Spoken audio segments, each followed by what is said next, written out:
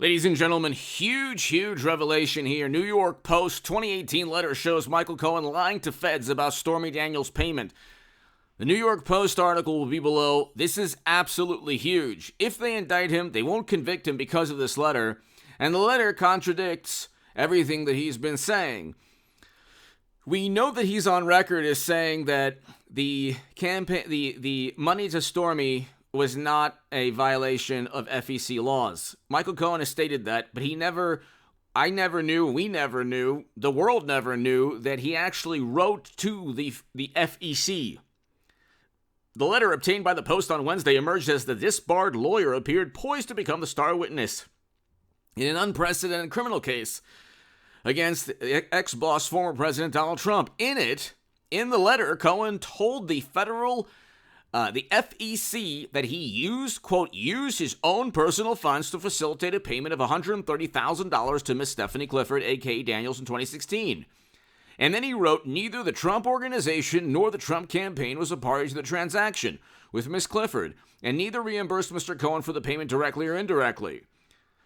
So there you go. Cohen lawyer wrote on February 8th, 2018. Now, if you say, well, you know what? He was working for Trump, and that doesn't matter. He's not a credible witness. He's a convicted felon who was $22 million in debt, who owed millions to the IRS, and got a better deal than he would have because he flipped on Trump. We know the political angle here. How does anyone not see, even Democrats who want Trump behind bars, how do you not see that there is a political component, which is most of this?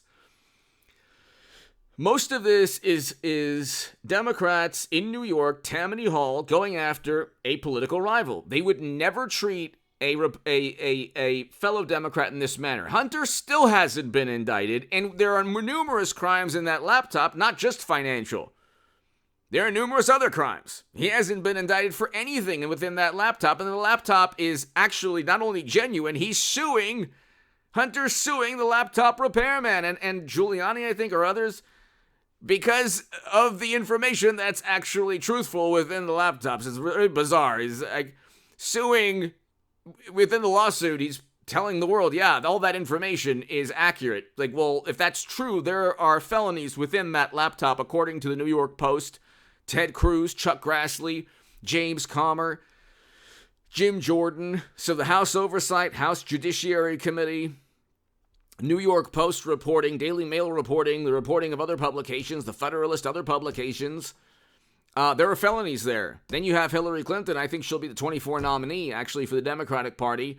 You have you have servers, okay, where classified data, top secret intel, siphoned outside of the United States government onto those servers. How on earth? The Honorable James Comey, and you could hear him speak on one of the shorts in this channel, the Honorable James Comey stated that no reasonable prosecutor would indict Clinton, even though there were potential violations of legal statutes pertaining to the handling of classified data.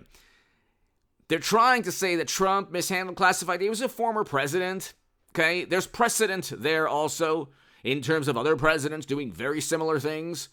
But the Federal Bureau of Investigation knew exactly where the boxes, where they emanated from. He was a former president with the power to declassify anything. Clinton did not. So how on earth do you transfer classified data onto servers outside of the U.S. government? The Honorable James Comey never told anybody. Maybe he doesn't know. It's an illegal act to have done so. Everyone knows this. This is not rocket science. But they didn't indict Clinton. They didn't indict Hunter, even though there's a whole bunch of felonies within that laptop, according to the New York Post, Chuck Grassley, Ted Cruz, all of it, and the actual emails. How can you use your influence on the company's behalf? That alone could be used to address a couple felonies in particular. But they're going after Trump for what purpose? Hit subscribe to this channel right now. You can read my writing in The Hill, the Huffington Post, Salon, the Jerusalem Post, the Federalist, and other publications on hagoodman.com. Become part of a newsletter there. If you want to support my work long-term, my Patreon is below, and the super thanks is below next to the like and the share buttons. But why are they going after Trump? Because it's purely political. Biden's poll numbers are tanking. We're 90 seconds to midnight, according to the Bulletin of Atomic Scientists, okay? Because of Biden's foreign policy. Now, they tried to say, well, it's the environment too. It's like, no, it's the invasion in Europe and the constant back and forth. We now have a new Cold War. I said that it was a moral imperative to have voted for Trump. If there's a morally superior, highly educated liberal Democrat who can't stand Trump, their blood boils. Is the world better off without Trump? Categorically, the answer is no. We're categorically worse in terms of foreign policy and economic policy. Are things? Did we have the inflation? Did we have the inflation? I almost hit something. Did we have the inflation with Trump that we have with Biden? No. Did we have the invasion in Europe? No. Did we have real wages down? No. With Trump, we had record low poverty. We had unemployment at record lows with record low poverty, record highs in household median income, and inflation was at 2%. Now you have real wages down. Real wages were up with Trump. So I don't understand that. And in foreign policy, absolute catastrophe. You have China and Russia now cooperating with one another. They would never have done so had it not been for Biden's foreign policy, which pulled them together. And you have a situation now where it's like our adversaries are becoming stronger, not because we lack the military might, but we lack the leadership. Trump, you can say what you like about him. You don't like his personality, this and that.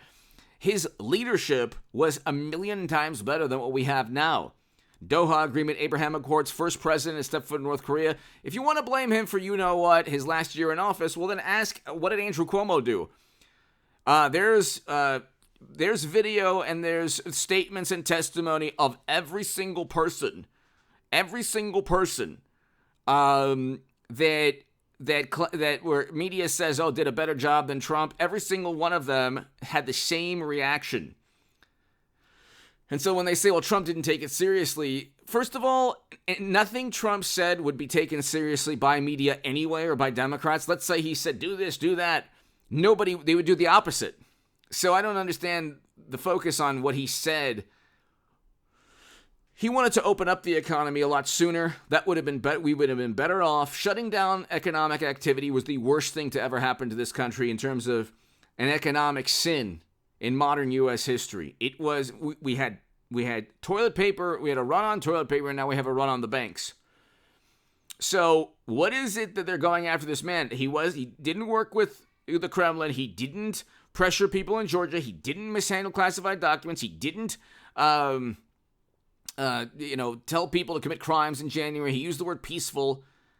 Again, when Democrats are actually caught in the act, top level Democrats or people surrounding them, caught in the act of committing a pretty serious crime, okay? Can't have servers outside of the United States government. It's 1,000,000 times worse than anything Trump was accused of with classified data, okay? You can't have emails where people are asking you for influence and then Joe forcing out a prosecutor. I mean, you have to be stupid not to put two and two together. Just because a lot of people in Biden's administration or people who vote for Biden say, oh, well, it never happened. And one Democrat in Congress, hilarious, just like, we proved that we debunked that. You didn't even have access to the New York Post reporting. How could you have proved anything? When they impeached Trump, they didn't have access to Hunter's emails. So how on earth could you have proven anything? You didn't even know that there is a statement within Hunter's emails saying, how can you use your influence on the company's behalf? Then Joe tells on himself in front of the Council on Foreign Relations because he can't stop yapping. And when you could understand him, he was very clear. He said, you're not going to get $1 billion in loan guarantees. Very clear statement, leverage, okay? Strong arm tactic, okay? Very clear and concise. You will not get $1 billion in loan guarantees. Go call the president. And then they said, well, you have no right to do that. And he says, go call the president. Anyway, hit subscribe to this channel. That will be below. If they indict him, they're not going to convict him. I think that this will be hilarious. I think that what will take place is very likely, it looks like they're not going to indict him, which will be absolutely hilarious. A complete victory for Trump. But if they do indict him, they're not going to be able to convict him because you have too many contradictory statements by people. Give me your thoughts below. Hit subscribe to this channel right now, ladies and gentlemen. Thank you so much. This is huge. I mean, share the New York Post article everywhere. It's below in the description. Thank you.